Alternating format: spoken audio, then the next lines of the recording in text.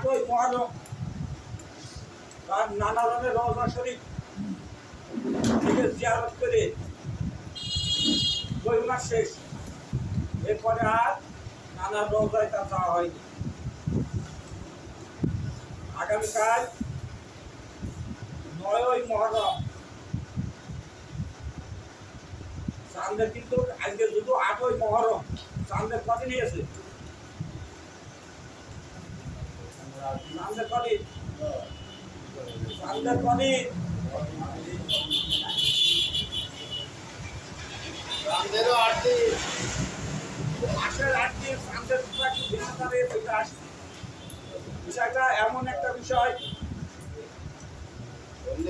যে আমরা যেদিন 30শে রমজান ঈদের চাঁদ দেখি, সেদিন কিন্তু আমাদের চাঁদ উঠেছে, মাস গোনানো হয়নি কিন্তু, অথচ চাঁদ দেখা যায় দ্বিতীয়ার চাঁদ, 2 দিন করে চাঁদ। আজকে শুধু 8 দিন মুহররমের চাঁদের গণনায় আজ 9 দিন পর চাঁদ। আজকে আমরা মাগরিবের পরে যে চাঁদটা দেখবো, এই চাঁদটা হবে 10ম দিনের চাঁদ। তাই জানিয়ে সংগ্রাম যাকে পারি, সেই সংগ্রামের মহামূল্যবান দিন আগামীকাল দিবাগত রায়। আগামীকাল দিবাগত রায়।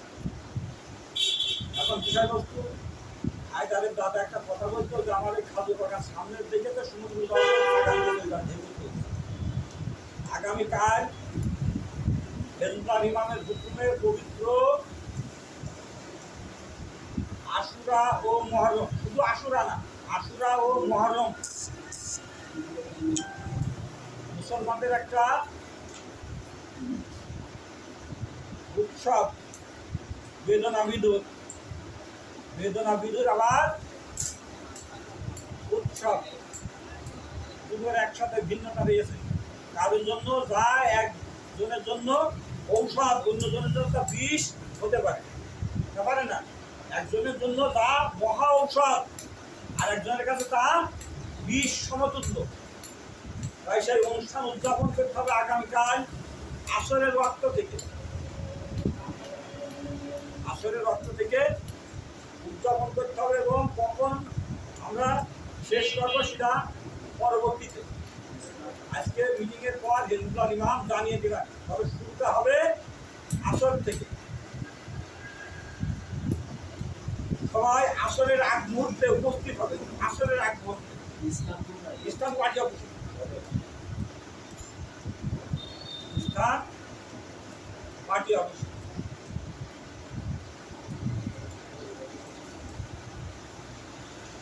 বিষয়বস্তু আসছে অত্যন্ত বেদনা বিধুর।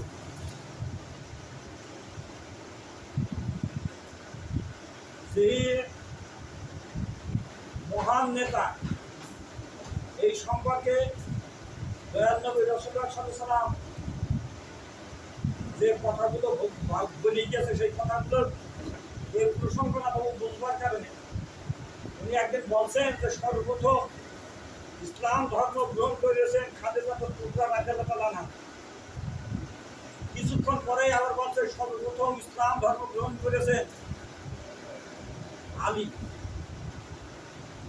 আবার কিছুক্ষণ পরে বলছে সর্বপ্রথম ইসলাম ধর্ম গ্রহণ করেছে বেলাল। এই বিষয়টা কিরাম হয়ে গেল না? সাহাবাদের মধ্যে যখন দাগ কাটাকাটি হয়েছে, সর্বপ্রথম ইসলাম ধর্ম গ্রহণ করেছেন আবু বকর, তখন এরা মনের ভিতরে দাগ কাটাকাটি, সবাই প্রথম কি ব্যাপারে ইসলাম ধর্ম গ্রহণ করলে নবী রাসূলুল্লাহ সাল্লাল্লাহু আলাইহি ওয়াসাল্লাম সেই ব্যাখ্যায় যে বলছেন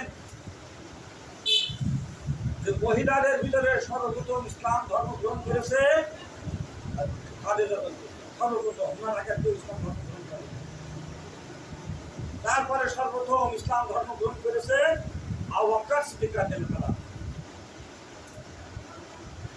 তারপরে বালকদের ভিতরে, ছোটদের ভিতরে, ছেলেপিলেদের ভিতরে সর্বপ্রথম ইসলাম ধর্ম গ্রহণ করেছে আলী।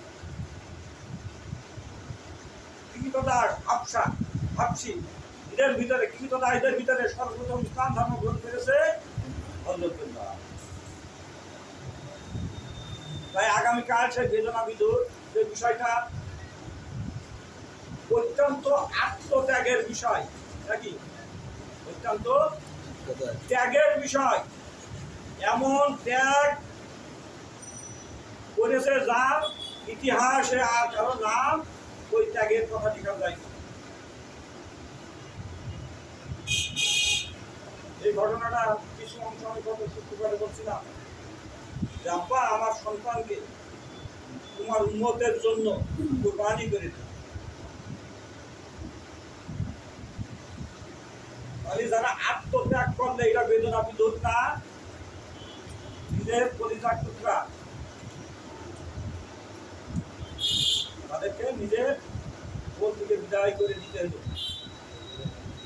এটা কত বড় কঠিন এবং কত বড় ত্যাগে। আর উম্মতে মুহাম্মাদের জন্য কি, উম্মতে মুহাম্মাদের জন্য সুখবর।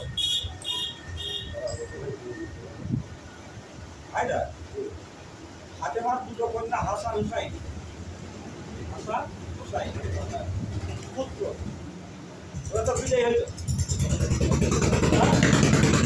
মানে আলী এবং ফাতেমা এটার জন্য অত্যন্ত কষ্টদায়ক না, কষ্টদায়ক না,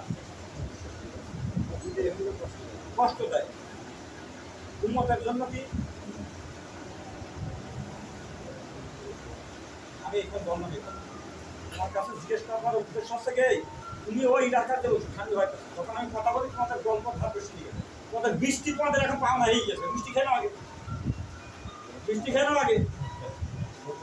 দাদা হুজুরের দরবার প্রসঙ্গ পাইতে যায় এই কারণে, দাদা হুজুরের দরবার একটা ছাগল এসে সকলে গায়ে হাত দিয়েছে, এত চট থেকে লোভ হয় না কার, সবাই লোভ হচ্ছে।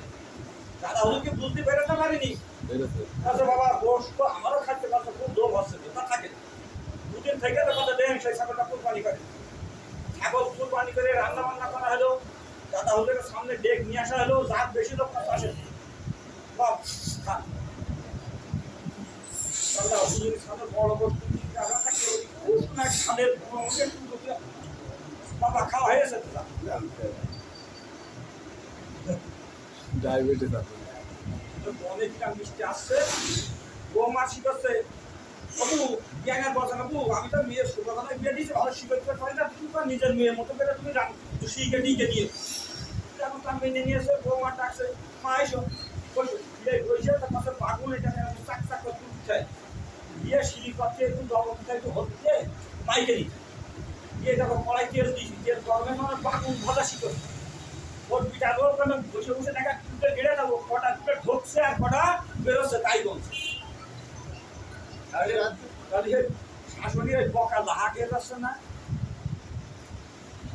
হযরত আলী রাদিয়াল্লাহু আনহু খাতুনে জান্নাত, মা ফাতেমা তো জোহরা রাদিয়াল্লাহু আনহা, ইনাদের কলিজার ধন। এই বিষয় পরে একটু কথা, সমস্ত মানুষের রূহ কবজ করবে না, করবে না? মালিকুল মউত আসবে কি আসবে না?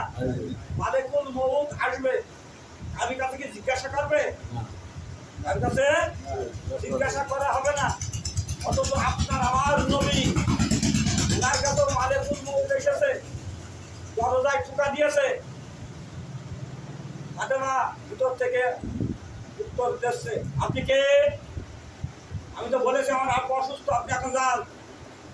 দুবার বলবার পরে রসুল্লাহ সাল্লাল্লাহু আলাইহি ওয়াসাল্লাম মাথার একটু করে ধরে আব্বা কত বড় হাসপাতাল, উনি আপনাকে আহ্বান করছে, বলছে মা তুমি ওনাকে কি চেনো? ওই সেই ব্যক্তি যে ব্যক্তি মায়ের কোলের থেকে তার সন্তানকে ছিনিয়ে নিয়ে যায়।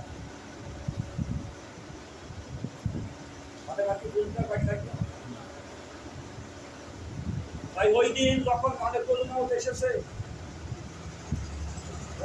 ইয়া রাসূলুল্লাহ সালাম দিয়েছে, ইয়া রাসূলুল্লাহ ইয়া হাবিবাল্লাহ, আপনাকে নিয়ে যাওয়ার জন্য আল্লাহ পাক আমাকে পাঠিয়েছেন, আপনি কি যাবেন না এখনো থাকবেন?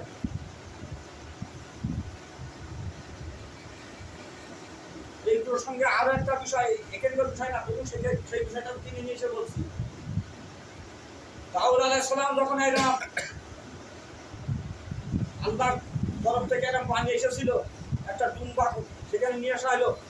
দাউদকে বলা হলো, তুমি ডুম্বার গায়ে হাত দাও, তোমার হাতের নিচে যত পশম আছে তুমি এত বছর আবার হাতে জিন্দা থাকবে। তুমি তারপরেও যেতে হবে, উপায় নাই। তাই দয়াল নবী রাসূলুল্লাহ সাল্লাল্লাহু আলাইহি ওয়াসাল্লামকে যখন জিজ্ঞাসা করলো, আল্লাহ পাক আপনাকে নিয়ে যাওয়ার জন্য হুকুম দিয়েছেন, তবে হুকুম কেমন, যদি আপনি অনুমতি দেন, যদি আপনি অনুমতি দেন। সংক্ষেপে বলি, তখন আপনার আমার নবীর রূহ কবজ করবে মালিকুল মউত, বক্ষের পরে যখন হাত রেখেছে, রাসূলুল্লাহ সাল্লাল্লাহু আলাইহি ওয়াসাল্লাম বলছেন, তুমি আমার পরে কি তামাম পৃথিবী চাপিয়েছো? ইয়া রাসূলুল্লাহ, ইয়া হাবিবাল্লাহ, শুধু আমার হাতটা আপনার বক্ষ মোবারকের উপর, যত সাজা আছে তুমি আমাকে দিতে পারো, তবে আমার উম্মতের উপায় কি? আল্লাহ তারপরে আবার চলে গেলেন, আবার আসলেন। আল্লাহ পাক আমাকে জানিয়ে দিয়েছেন, যদি আপনার পবিত্র উম্মত হয়ে থাকে, একটা শিশু সন্তান তার মায়ের কোলে দুগ্ধ পান করতে করতে যে অবস্থায় থাকবে, বুঝতে পারবে না কখন সে ঘুমিয়ে গেছে, তার দুধগুলো ওইভাবে নিয়ে যাওয়া। তাই যখন হাসান এবং হুসাইন আত্মত্যাগ যা করলেন, নিজেদের জন্য না উম্মতে মুহাম্মাদের জন্য, তাহলে উনি যে দান আমাদের করে গিয়েছেন, আমরা ভাগ্যবান না?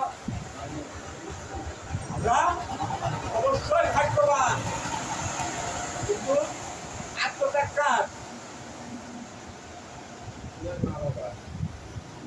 যাকে আল্লাহ পাক মা বলে সম্বোধন করেছে, সে কি পারত না?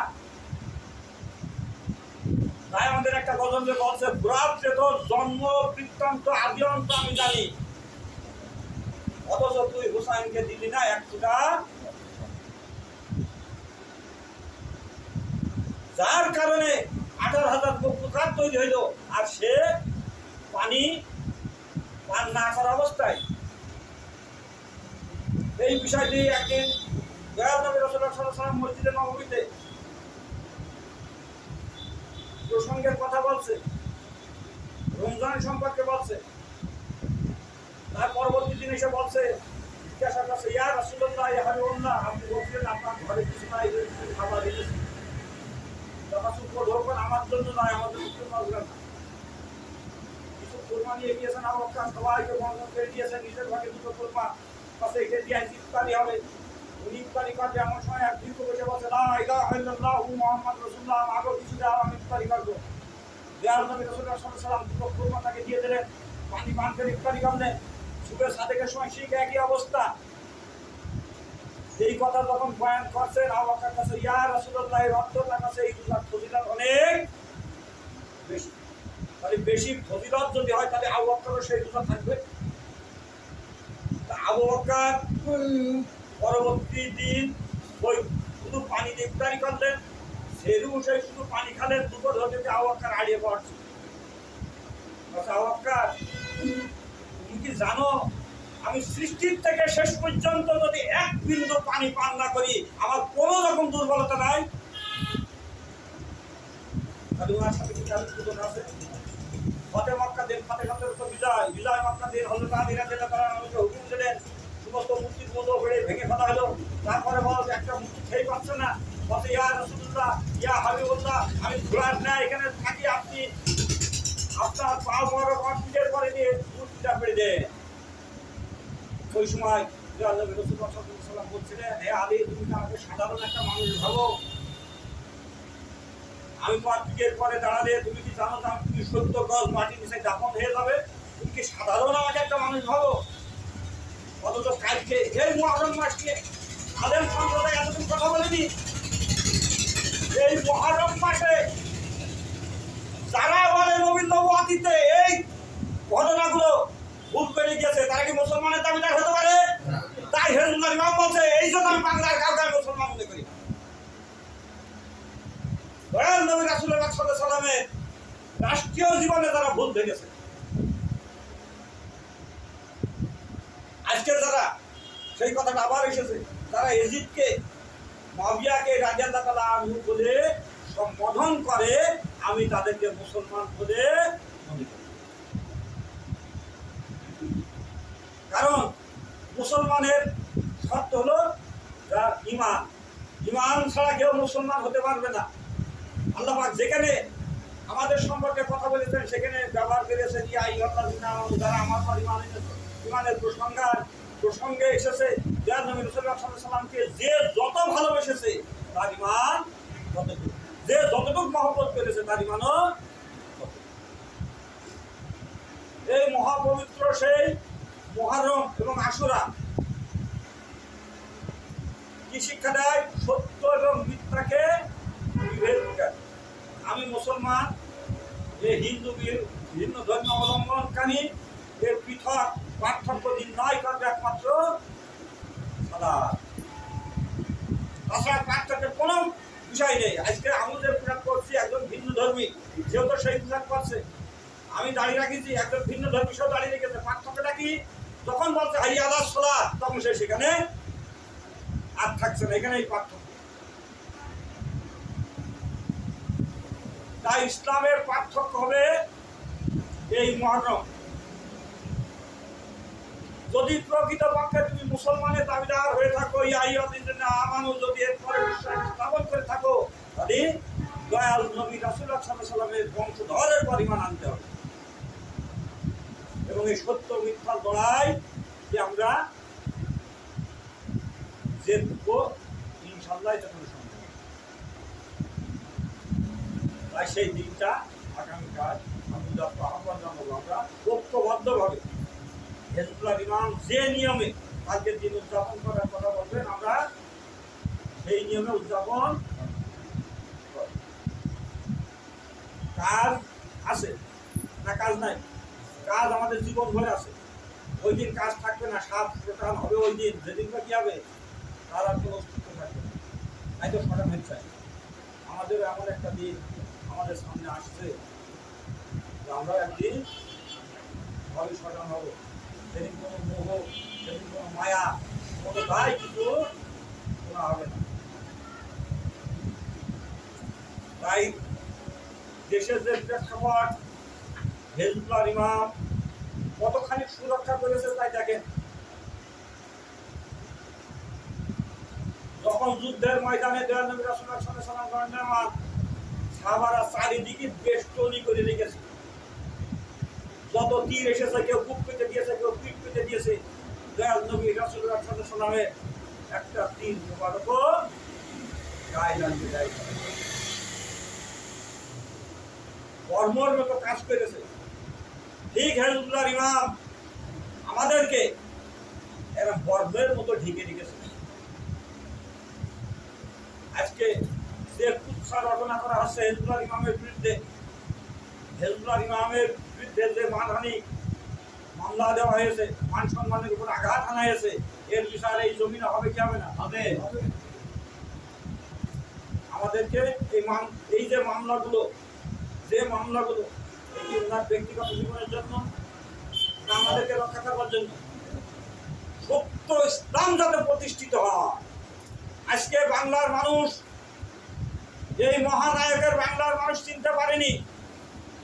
258টা রাষ্ট্রের বহির্বিশ্বে যারা রাষ্ট্র আছে সমস্ত রাষ্ট্রে এখন সমস্ত রকে লিলিয়ে দেওয়া হয়েছে। যে কোনো মুহূর্তে হিজবুল্লাহর ইমামকে এই বাংলার জমিন থেকে একা নিশ্চিহ্ন করে দিতে হবে।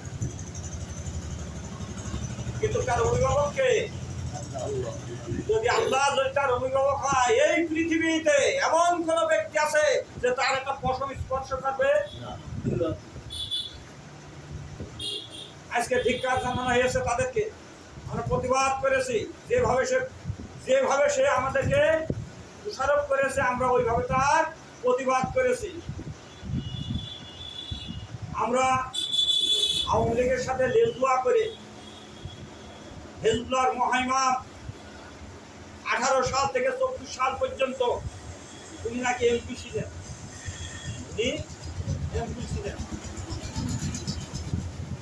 যাদের কারণে আজকে আমরা 5 বছর ওই দরবার ত্যাগ করেছি। দরবার পর্যন্ত যেতে পারিনি।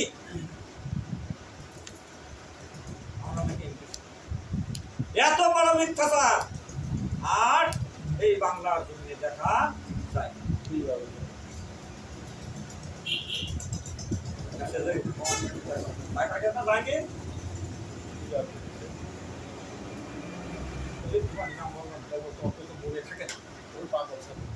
হ্যাঁ, একটা পার্টির সাধারণ সম্পাদক।